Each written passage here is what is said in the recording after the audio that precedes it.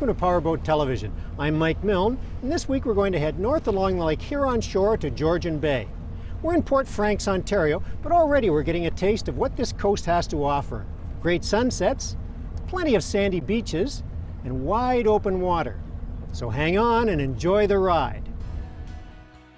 Once called La Mer Douce, or the freshwater sea, by French explorers, Lake Huron is the second largest Great Lake and a key commercial corridor.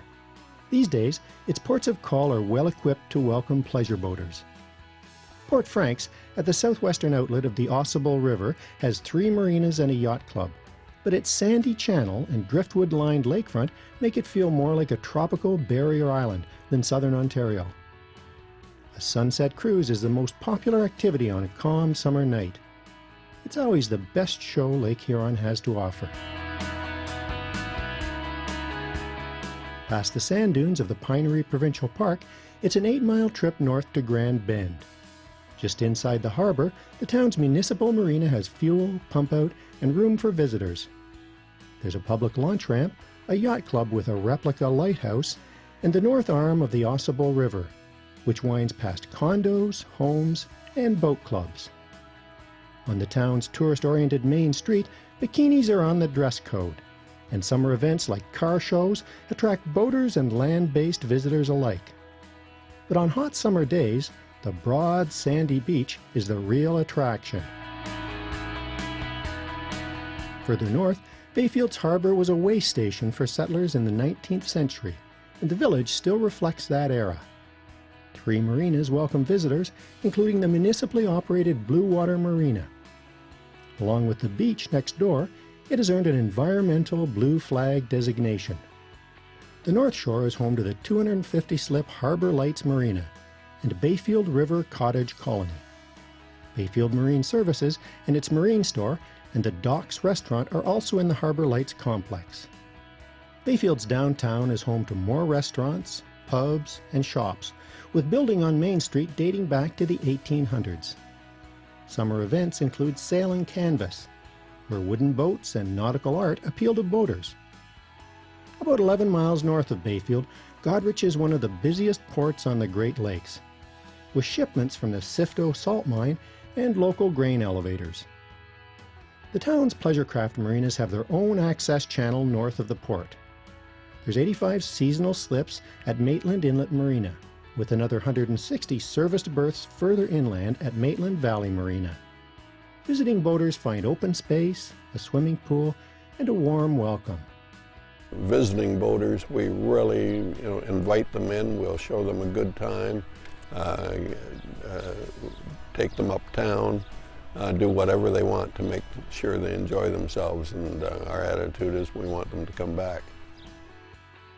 John Galt of the Canada Company is credited with giving Goderich its unique octagonal town square. The county jail, now a museum, was also built with an octagonal design.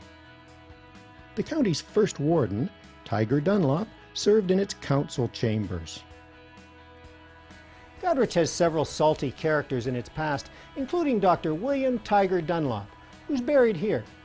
Now, in 2011, a tornado touched down in Goderich, and the community showed a strength of character that's a credit to its founder, and shows great promise for the future. Goderich's main beach, just south of the main harbor, is unchanged and still attracts crowds to the waterfront. But downtown, tornado-damaged buildings are hard to miss. Goderich holds on to its motto as the prettiest town in Canada, and the Canada Day Parade, barbecue, and fireworks display are all signs of the town's recovery. Kincardine had its beginnings on the waterfront, at the mouth of the Penetangore River. The town takes that history and its own traditions to heart. Boaters see that right away in the 1880 lighthouse that presides over the harbor. But if they land on a Saturday night, they might hear it too. When the Scottish settlers arrived here 160 years ago, they brought their culture and their traditions, like the Highland bagpipe. So you don't have to stand very long on the town's main street on a Saturday night before you can see and hear them coming. Summer bagpipe parades and concerts with the Kincardine Scottish Pipe Band were established in 1948, Now, thousands of people flock to Queen Street on Saturday night. Everyone loves a parade, and in Kincardine, they all join in. Back down Harbour Street, the historic lighthouse is home to a museum, which offers visitors a unique look at the harbour's present and its past, shipwrecks and all. Kincardine's oldest building, the Walker House, was originally built in 1851 and restored by local volunteers after a disastrous fire. One of the town's first settlers, innkeeper Paddy Walker, once rerouted the river so the harbour would be built closer to his tavern. The hotel is now a treasure trove of local history. Rooms hold local products and displays on the area's history, industry, and lifestyle. June Daniel is one of many volunteers.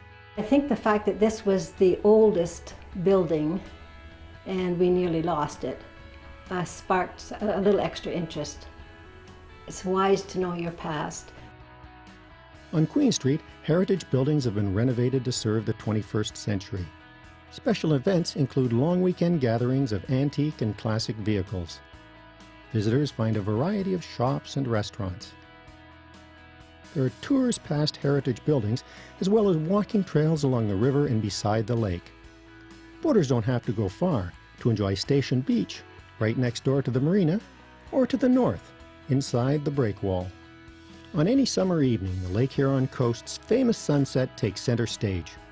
For locals and visiting boaters alike, sunset watching is a recognized summer sport. The 19-mile route northward to Port Elgin is well offshore. It passes highly visible landmarks, dozens of windmills, and the Bruce nuclear power development. Port Elgin has a well-equipped municipal marina, next door to the beach, and a miniature steam train.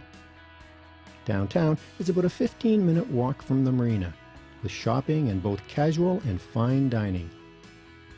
4 miles further north, at the mouth of the Saugeen River, Southampton has no overnight docking for visitors. If the weather's fair, though, the historic anchorage behind Chantry Island is well worth a visit.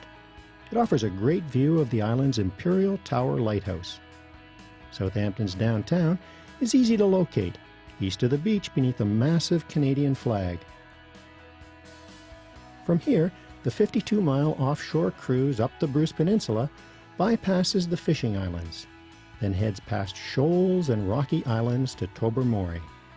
With 2 well-protected harbors, Tobermory offers a choice of quieter Big Tub, where boaters will find the privately owned Big Tub Resort and Marina, or much busier Little Tub, with municipally operated Tobermory Marina and a wide range of shopping, hotels, and restaurants. It's also home base for 2 national parks and the Chi-Chi-Mon ferry to Manitoulin Island. Tobermory, Ontario is a popular cruising destination and a port of call for boaters headed further north and back down south. For us, the tip of the Bruce Peninsula marks the end of our exploration of Lake Huron and the beginning of a cruise down another coast. So join us next time as we begin our exploration of Georgian Bay.